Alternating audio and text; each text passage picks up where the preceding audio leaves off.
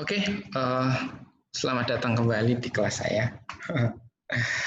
Oke, pada kesempatan kali ini kita akan berdiskusi tentang peralatan terapi, yaitu blue light, sinar biru, teman-teman. Kalau minggu lalu adalah inframerah, kalau sekarang adalah sinar biru, yang dimana untuk terapi kesehatan, terutama pada anak-anak bayi neonatus, ya, biasanya baby yang prematur, yang masih ada kadar bilirubinnya tinggi, jadi penyakit kuningnya, nanti diterapi pakai sinar biru itu, seperti baju saya biru-biru. Oke ya, sebelumnya saya akan share materinya.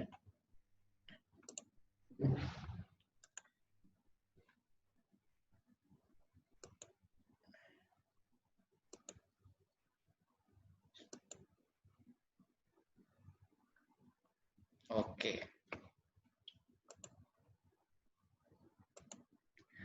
Oke. Pada kesempatan kali ini saya akan menyampaikan ini untuk dasar teorinya dulu ya, teman-teman ya. Jadi nanti teman-teman dalam melakukan praktikum nanti, teman-teman diharapkan bisa memahaminya. Nanti tugas-tugas yang saya berikan tolong dikerjakan, itu salah satu bagian dari praktikum yang harus teman-teman pahami. Gitu. Oke, peralatan terapi blue light, sinar biru, teman-teman. Begitu. Oke, pendahuluan sebelumnya. Fototerapi, teman-teman. Jadi fototerapi sinar biru itu digunakan untuk bayi baru lahir atau neonatus. Biasanya bayi ini itu mempunyai kadar bilirubin yaitu yang tinggi. Itu kalau bahasa medisnya adalah hiperbilirubinemia atau penyakit kuning. Begitu, teman-teman. Jadi kalau teman-teman nanti terutama yang cewek-cewek nanti atau cowok-cowok yang sudah berkeluarga punya anak, pasti kan anaknya pasti dijemur di sinar matahari pada pukul 9 atau pukul 7 sampai 9 pagi. Nah, itu biasanya untuk menghilangkan kadar bilirubinnya atau menormalkan kadar bilirubin di dalam darah pada bayi. Nah, biasanya bayi baru lahir yang di terapi ini, di fototerapi ini, yang kuning ini, itu biasanya bayi-bayi yang belum cukup umur, biasanya butuh penanganan yang lebih atau prematur lah seperti itu. Begitu. Nah, terapinya itu adalah dengan menggunakan sinar biru, blue light. Gitu. Nah, sinar biru ini adalah suatu terapi untuk penetralisir kadar bilirubin agar normal pada tubuh si bayi. Karena biasanya bayi-bayi itu di inkubator, kan kalau diterapi berarti disinari terus, nah begitu. Itu adalah salah satu terapi pada bayi dengan sinar biru. Gitu. Ada ditanyakan dulu tentang pendahuluannya? Tidak ada? Oke. Nah, ini kemarin kita belajar tentang inframerah. Di sini ada beberapa sinar visible, yaitu sinar yang tampak, gitu. Sejatinya dalam hal ini blue light ini juga masuk indikator visible light ini ya, di sini visible light. Tapi panjang visible light-nya itu adalah untuk sinar biru adalah 380 sampai 500 nanometer. Sedangkan yang visible light itu 500 nanometer sampai 700 nanometer. Begitu. Yang di bawahnya ultraviolet. Nah, nanti kita belajar juga tentang ultraviolet. Gitu. Bisa dipahami ya? Ya, kalau energi biru yang untuk terapi itu range-nya adalah 380 sampai 500 nanometer itu biasanya. Tapi kalau di alatnya, nah selanjutnya untuk terapi biar maksimal dan optimal dalam terapinya. Nih, fototerapi 41. Terapi sinar itu untuk menurunkan kadar bilirubin darah pada bayi, biasanya bayi ya neonatus. Terus diberikan saat kadar bilirubin lebih dari 13 mg per desiliter dalam 24 jam kelahirannya. Jadi setelah dia lahir, terus dicek darah, ternyata bilirubinnya lebih dari 13 mg per desiliter, langsung dilakukan terapi di inkubator. Disitulah letak peran dari sinar biru untuk kesehatan si bayi ini. Nah, di dalam terapi itu biasanya disesuaikan dengan kadar bilirubin neonatusnya. Jadi misal bayi itu bilirubinnya dalam darah itu 14 mg, kan lebih dari 13 ya. Jadi sinar birunya untuk terapi ya berbeda dengan yang kadar bilirubinnya 20 mg begitu. Itu berbeda ya. Kita tidak belajar tentang terapinya, tapi nanti ke alatnya ya. Gitu. Tolong diingat ya. Gitu. Terus berapa lama Mister? Nanti googling kembali teman-teman. Kalau pengen lebih kepo, begitu ya. Ditanyakan dulu untuk hal ini. Tidak ada. Oke. Fototerapi part 2. Di sini pada sinar biru itu menggunakan sedikitnya 30 mikrowatt per cm² per nanometer sampai 40 mikrowatt per cm² per nanometer, teman-teman. Jadi intensitas terapinya sinar birunya itu 30 sampai 40 gitu. Mikrowatt. Ini biasanya mikro ya, mikrowatt per cm². Ini sebetulnya kuadrat ya, per nanometer. Nah, kalau di awal tadi saya bilang panjang gelombangnya sinar birunya itu 380 sampai 500 nanometer. Nah, untuk optimalisasi terapi sinar biru ini itu panjang gelombangnya 450 sampai 460 nanometer. Nah, ada beberapa literatur yang mengatakan ada yang 430 sampai 490 gitu. Tapi dari 2 sampai 3 publikasi yang saya baca itu sebagian besar menyebutkan 450 sampai 460 nanometer. Itu. Jadi 450 sampai 460. Selanya cuma 10 ya. Gitu. Nah, dalam efektivitas fototerapi ini itu tergantung dari kualitas cahaya lampunya sendiri. Begitu, teman-teman. Intensitas cahaya, luas permukaan tubuh, lama paparan cahaya, dan ketebalan kulit atau pigmentasinya. Begitu. Jadi biasanya kalau bayi itu mau diterapi sinar biru ya semua dites, dilihat ketebalan kulitnya berapa, gitu kan berpengaruh juga maksudnya gitu. Paling diobservasi dulu, gitu. Berbicara tentang cahaya lampu, nah nanti kita akan belajar tentang 2 macam lampu sinar biru yang biasa dipergunakan untuk terapi.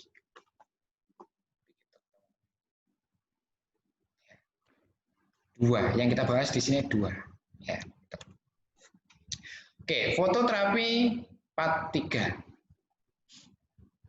Dari intensif terapi dapat menurunkan kadar bilirubin itu 1 sampai 2 mg per desiliter dalam 4 sampai 6 jam.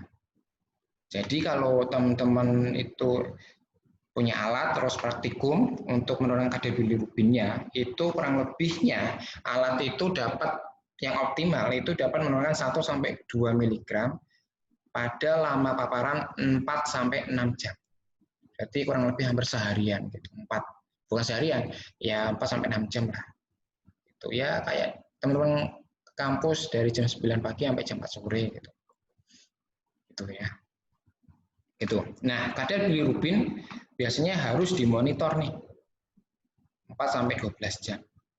Jadi tidak boleh langsung ditinggal begitu saja gitu. Begitu. Dan memang masih banyak alat terapinya itu manual, teman-teman. Belum yang otomatis pakai timer gitu. Ya mungkin dari beberapa publikasi sudah ada inovasi untuk menggunakan timer yang dimana dihubungkan ke sistem Android. Gitu. Nah ini tantangan untuk teman-teman, bisa jadi tugas akhir teman-teman bisa menggunakan ini, rancang bangun fototerapi sinar biru dengan sistem IoT. Wah keren sekali. Gitu, ya. Ini juga teman-teman harus mulai berpikir untuk tugas akhirnya. Kalau teman-teman S1 itu namanya skripsi, kalau teman-teman yang D4 diploma itu adalah tugas akhir. Biasanya gitu. Berbeda tugas saya dengan skripsi. Ya hampir sama, tapi beda. Kalau D4 itu lebih kepada pembuatan prototipe, kalau skripsi tidak harus pakai prototipe. Gitu. Lanjut. Jarak penyinaran pada bayi dengan sumber sinar kurang lebih 30 sampai 50 cm. Ya, begitu. Jadi alat ini bayi misal seumpama ini bayi. Seumpama ini bayi, sebentar. Ini MOS, ini bayi, ini alatnya, ini lampunya. Ya, jadi kurang lebih 30 sampai 50. Optimalnya begitu. Dari beberapa literatur yang saya baca, idealnya optimalnya segitu 30-50 cm. Kalau lebih bagaimana? Boleh. Tapi kan nanti optimalisasinya berbeda. Nah, itu nanti kalau teman-teman mau praktikum boleh. Ya. Kita buat alian sendiri, nanti praktik. Oke? Lanjut. Fototerapi 44, teman-teman. Di sini flux cahaya. Flux cahaya itu adalah jumlah keseluruhan watt cahaya dengan satuan lumen LM. Ya, 1 watt cahaya itu ialah 680 lumen. Satuan intensitas penyinaran itu adalah lumen per meter kuadrat atau lux. Ada namanya alat pengukur cahaya, lux meter. Ada. 1 lux itu sama dengan 1 lumen per meter kuadrat. Gitu. Ada yang ingin ditanyakan dulu? Saya terlalu cepat ya? Ya, nanti teman-teman baca ya. Nanti kan saya upload di e-learning nanti materinya. Ya, nanti kita agendakan setiap tugas itu adalah kita video conference, entah itu via Zoom, via Google Meet, atau via video call WhatsApp. Gitu. Biasanya kan Wahyu kan request pakai WhatsApp. Nah, kita kadang nanti pakai WhatsApp. Ya. Gitu. Oke, lamp fluorescent. Nah, ini lampu yang kita akan bahas pada sinar biru adalah salah satunya adalah fluorescence. Lampu ini adalah lampu tube luminescence atau tube light. Gitu. Jadi kayak lampu yang berbentuk tab atau tabung. Tabung panjang tuh kayak lampu neon tuh. Nah, itu lampu neon kan panjang itu. Nah, itu. Nah, teknologi lampu ini, fluorescence, itu lampu yang berbentuk tabung hampa dengan kawat pijar di kedua ujungnya. Kalau teman-teman pernah membongkar lampu neon yang panjang itu ya, itu kan ujung-ujungnya kan ada kawat pijarnya, sepertinya itu. Gitu. Nah, kedua ujungnya itu berisi elektroda. Nah, tabungnya itu berisi merkuri dan gas argon yang bertekanan rendah. Gitu. Ya. Nah, tabung lampunya itu terbuat dari gelas yang juga dilapisi oleh fosfor. Gitu. Di ujungnya itu, di ujung lampunya, misal seolah ini lampu lah ya, di ujungnya itu ada kawat, ya. Kawat pijar. Nah, kawat pijar ini itu menghasilkan elektroda. Nah, tabungnya di sini itu berisi merkuri dan gas argon. Nah, sedangkan gelasnya, belingnya ya, posisinya belingnya, itu dilapisi oleh fosfor juga. Itu. Ini tanyakan. Sampai sini. Pasti tidak ada.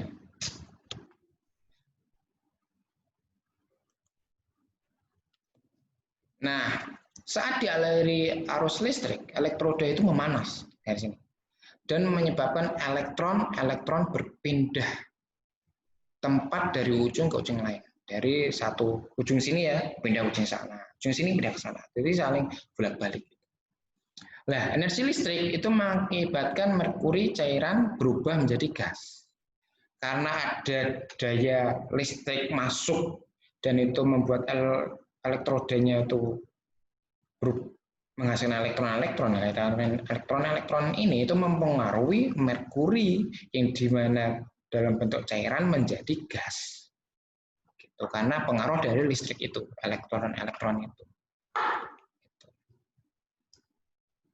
Masih ingat tuh elektron, neutron, proton? Nah, tolong diingat lagi ya materi fisikanya. Oke ya, perpindahan elektron bertabrakan dengan atom merkuri sehingga elektron ke level lebih tinggi. Nah, elektron itulah melepaskan cahaya saat energi elektron ke level normalnya. Gitu. Jadi yang saya jelaskan misal tadi loh. Nah, gitu ya. Gitu. Nah ini contoh lampu fluoresen ya, yang bentuknya tabung. Di ujungnya itu ada kawat berpijarnya. Di sini itu ada merkurinya, ada gas argonnya. Nah, yang lapisan kacanya, gelasnya itu dilapisi oleh fosfor. Begitu, teman-teman. Nah, pada lampu selanjutnya ya. Jadi ada dua lampu. Pertama adalah lampu fluorescence, yang kedua ada lampu LED. Ya. Nah, lampu LED itu singkatannya dari light emitting diode. Kalau biasanya kalau vokalnya, ini kalau salah pronunciation saya, mohon maaf ya, dicek kembali di kamus ya. Misalnya ini dioda, anode. Nah, gitu. Pasti teman-teman sering lah. Itu hal yang lumrah kalau di mata kuliah elektronika, lumrah. Bahan semikonduktor yang mengeluarkan cahaya ketika arus listrik melaluinya. Jadi kalau lampu LED itu tuh bahannya kan semikonduktor. Nah, nanti ketika listriknya masuk, nah terus keluarlah cahaya. Gitu. LED ini terdiri dari pasangan bahan semikonduktor P anoda dan N katoda. Pasti tidak asing lah anoda katoda ya. Begitu. Bila sumber arus searah, arus mengalir dari sisi P ke sisi N, tetapi tidak dalam arah sebaliknya. Jadi lampu LED itu cara kerjanya itu dari sisi P anoda ke katoda. Misal ini anoda, ini katoda. Jadi arahnya dari anoda ke katoda, bukan sebaliknya, ya. Gitu. Oke. Nah, pembawa muatan pada lampu LED itu mengalir dari junction dari elektroda. Mengalir ke junction itu papasan dari elektroda. Saat elektron bertemu lubang Hall, maka terjadi pelepasan energi dalam bentuk foton.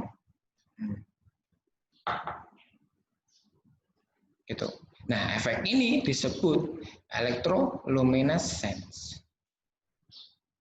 Itu teman-teman. Nah, pada cahaya lampu LED itu jelas tergantung pada komposisi dan kondisi material semikonduktor yang digunakan. Jadi bahan bakunya juga, komposisinya juga mempengaruhi dari cahaya lampu LED itu. Ini ya contohnya ya lampu LED. Nah, keluar. Ya. Ini kan kalau lampu fluorescence kan tabung, yang ada kawatnya. Kalau LED tidak ada.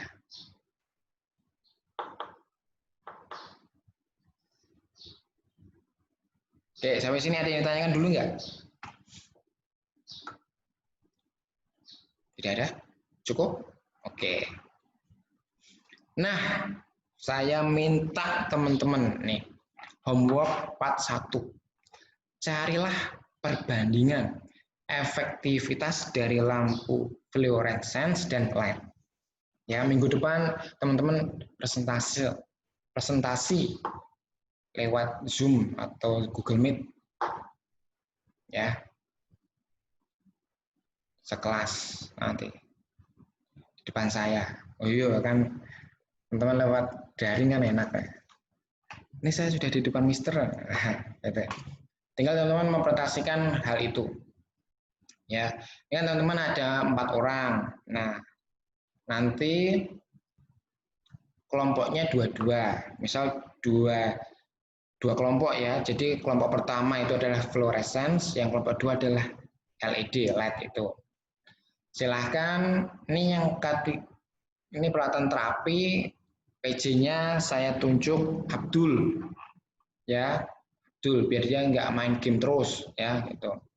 Abdul, tolong dibagi kelompoknya 2 kelompok, kan teman-teman cuma 4 orang, dibagi 2 kelompok. Kelompok pertama itu adalah lampu fluorescence, yang kelompok kedua lampu LED, ya. Begitu. Nanti minggu depan dipresentasikan. Oke. Selanjutnya kita pengenalan komponen. Jadi dalam pengenalan komponen ini sebetulnya bahan untuk praktikum rancangan bangun fototerapi blue light untuk terapi neonatus. Begitu teman-teman. Nah, dalam pengenalan komponen ini, teman-teman diharapkan memahami, gitu. Saya lupa nggak bawa Arduino Uno, ya, bukan kartu Uno, ya. Teman-teman kan pasti sukanya kan main Uno. Nah, kalau ini microcontroller Arduino Uno, itu ya. Nah, transistor ini sebagai saklar. Ceklek, saklar ya. Dan LM35 itu adalah sensor suhu. Diingat ya, LM35 itu sensor suhu. Ada LCD-nya. LCD-nya ini nanti 16 kali 2. 16-nya itu 16 kolom dan 2 itu 2 baris row. Itu. Begitu. Ini tanya kan? Nggak ada? Oke, lanjut. Di situ ada modul Bluetooth HC05 ya. Dan buzzer. Gitu. Ini pengenalan komponen. Komponen-komponen yang nanti dipergunakan pada saat teman-teman untuk membuat alatnya atau untuk praktikum bisa. Ya. Misal nanti teman-teman bisa datang ke kampus, saya kasih mini project membuat rancang bangun fototerapi sinar biru. Itu. Oke. Oke. Oke, pertama adalah microcontroller Arduino Uno. Nah, board microcontroller berbasis Atmega 328 datasheet. Ya, itu. Di sana Arduino Uno itu punya 14 pin input dan output digital. Yang dimana kegunaannya itu dapat berkomunikasi dengan komputer atau Arduino lain atau microcontroller yang lainnya. Gitu. Dan di Arduino Uno itu mempunyai 6 masukan analog yang berlabel A0 sampai A5. Itu. Nah ini gambarnya. Nah, saya itu punya di kampus ada maksudnya, tapi masih di lemari ya, lemarinya itu masih dikunci, yang bawa kunci belum datang, masih pergi ngurus sesuatu itu ya. Nanti dalam hal ini teman-teman nanti saya akan melibatkan dosen yang lain, misal ada Pak Dena atau Pak Danang untuk bergabung dalam nanti teman-teman ada mini projectnya gitu ya, untuk menjelaskan lebih lanjut tentang Arduino Uno, karena katanya Pak Dena belum dapat teman-teman tentang penjelasan Arduino Uno ini ya gitu. Nah, selanjutnya adalah transistor, teman-teman. Komponen elektronik yang terbuat dari bahan semikonduktor terdiri dari 3 bagian, yaitu basis, kolektor, dan emitter. Nah, transistor itu sejatinya memanfaatkan karakteristik transistor ketika berada pada daerah saturasi dan cut off. Jadi itu kayak saklarnya. Tadi saya bilang saklar ya. Nah, saklar tertutup itu transistor dalam saturasi. Itu. Sedangkan saklar terbuka itu dalam keadaan cut off, tersumbat. Itu. Kalau cut off tersumbat, kalau saturasi tidak tersumbat. Kan logikanya gitu. Nah, itu ya. Nah ini untuk saklarnya. Nah, kecil ya. Kayaknya murah ini. Teman-teman bisa beli ya. Gitu. Kalau mau coba-coba di rumah membuat, Mister gimana ya caranya membuat rancang bangun fototerapi ya? Nanti saya kasih caranya ya. Nah, sensor suhu LM35 sensor bekerja mengubah besaran suhu menjadi besaran tegangan. Nah, LM35 ini adalah sensor suhu yang teliti dan terkemas dalam bentuk IC, Integrated Circuit. Output tegangan keluaran biasanya itu linear terhadap perubahan suhu. Nah, pada sensor itu berfungsi sebagai pengubah dari besaran fisis suhu ke besaran tegangan. Gitu. Nah, koefisiennya adalah 10 MV per derajat Celcius. Gitu. Ya. Tiap kenaikan 1 derajat Celcius itu terjadi kenaikan tegangan 10 MV. Gitu. Nah, untuk sensor LM35 ini ya teman-teman, itu range-nya adalah 0 derajat sampai 150 derajat Celcius. Itu. Oke ya. Nah, ini bentuknya kecil-kecil. Ini kecil-kecil cabai rawit, teman-teman. Ya. Gitu. Nah, LCD ini. Di sini LCD itu singkatan dari Liquid Crystal Display. Jenis media tampil yang menggunakan kristal cair sebagai penampil utamanya.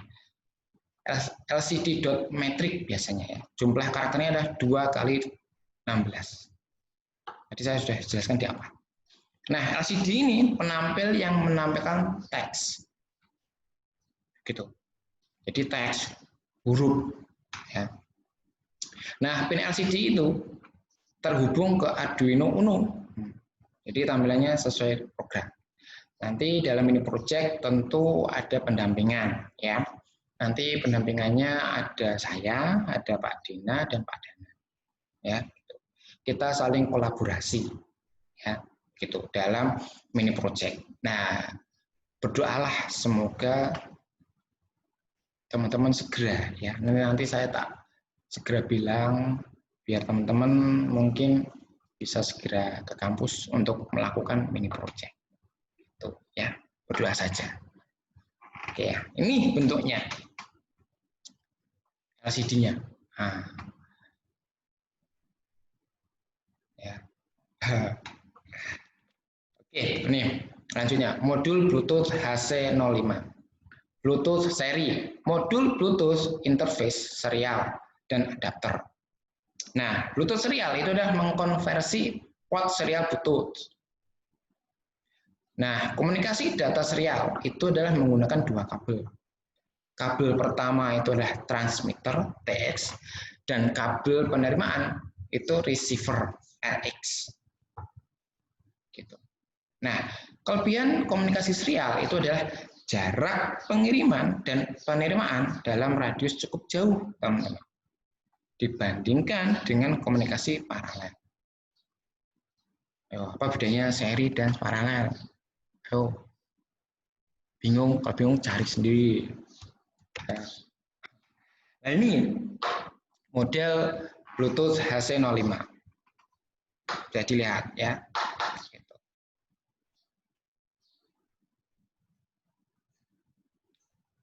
Nanti di mini project akan dijelaskan lebih lanjut. Nanti mungkin saya akan memberikan beberapa pilihan. Ya. Nanti teman-teman silahkan memilih. Ini sedang tahap pembuatan mini project. Ya, berdoa saja semoga teman-teman segera balik ke Jogja. Oke? Oke. Lanjut adalah ini yang terakhir. Ini adalah buzzer, sebuah komponen elektronika yang dapat mengubah sinyal listrik menjadi getaran suara. Nah, jenis buzzer yang sering ditemukan adalah buzzer jenis piezoelektrik. Kelebihannya adalah tentu lebih murah, relatif lebih ringan, dan lebih mudah. Mudah ya, bukan mudah, mudah. Dalam menggabungkannya ke rangkaian elektronika lainnya. Buzzer itu termasuk keluarga transducer yang sering disebut beeper. Nah, tegangan listrik piezoelektrik itu menyebabkan gerakan mekanis. Gerakan mekanis itu diubah menjadi suara atau bunyi yang dapat didengar telinga manusia. Gitu. Ini seperti macam kayak alarm sih.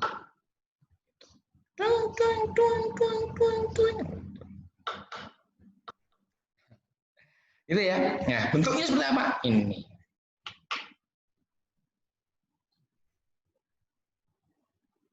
Gitu. Bentuknya unik ya, bulat kecil. Oke. Nah, homework part 2. Jadi part 1, ini part 2. Ya. Part 1 adalah teman-teman dibagi kelompok. Yang part 2 adalah setiap mahasiswa harus dapat menjelaskan satu komponen, bebas milih, tidak boleh sama. Ya. Menjelaskannya kalau bisa sampai pada cara kerjanya. Biar teman-teman lebih memahami. Nah, belajar, entah itu belajar dari mencarinya itu entah dari browsing ya di Google. Jangan hanya di Google, di YouTube juga bisa. Itu. Ya. Lanjut.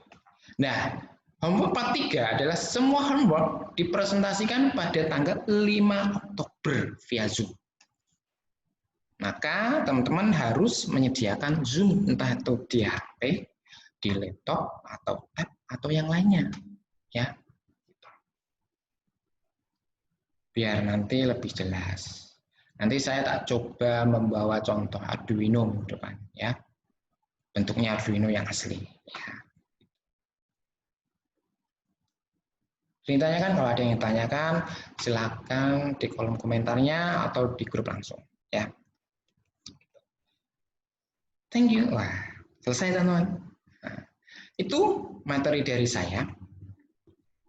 Untuk sinar biru ini, itu nanti teman-teman diharapkan bisa membangun fototerapi sendiri. Ya, gitu biar teman-teman lebih tahu kondisi real di lapangan.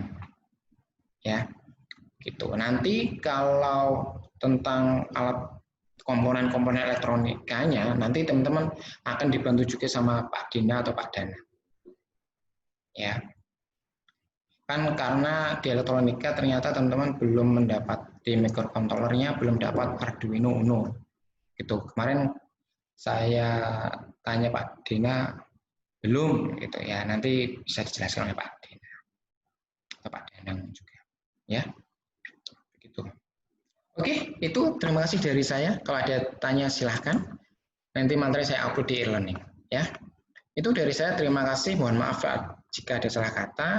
Jika ada yang salah, silahkan hubungi saya. Nanti bisa kita berdiskusi. Bisa kritik dan saran, saya menerima. Oke, terima kasih. Sampai jumpa di minggu depan. Bye-bye.